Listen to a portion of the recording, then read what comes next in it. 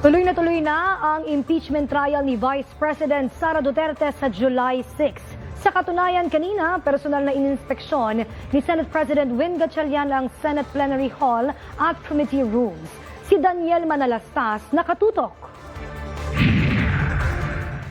Ilang araw bago ang impeachment trial ni Vice President Sara Duterte, nakaposisyon na ang plenary hall ng Senado base sa itsura at forma tuwing may paglilitis. Ang witness stand nakapwesto sa gitna habang sa gilid nito ang pwesto ng prosecution panel at defense panel. May pwesto rin para sa mga dating opisyal na nais manood ng trial, pati po pwestohan ng senator judges at presiding officer nakapwesto na rin. Kanina, personal na ininspeksyon ni Senate President Win Gatchalian ang plenary hall, pati committee rooms, kasabay ang pagtitiyak na nakahanda na ang Senado para sa susunod na linggo. On track naman kami, on track.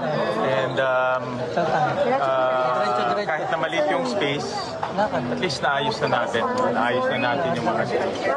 So in prosecution, I understand, will come here to inspect their area. Handa na tayo. In fact, today will be the physical inspection. And then we'll continue to improve as we go. Bagamat satisfied si Gatchalian sa setup ng impeachment, pero aminado ito na maliit ang espasyo ng Senado. Dagdag pa ang request ng mga civil society organizations na makapasok at masaksihan ang paglilitis. Pero paano naman ang publiko? Meron tayong civil management.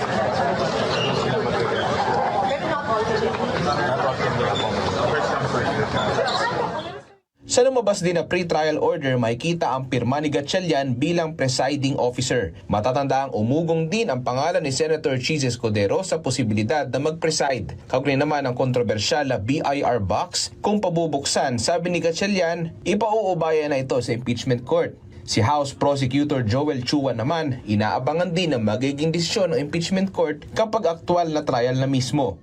Well, sa July 6, hindi natin inaasahan na mayroon pa muna mga pasabog kasi baka by that time, doon pa lamang i-resolve ng ating impeachment court yung mga pending motion. Bagamat nasa 60 araw ang trial, kumpiyansa si Chua na hindi naman maapektuhan ng iba pang trabaho ng Kongreso.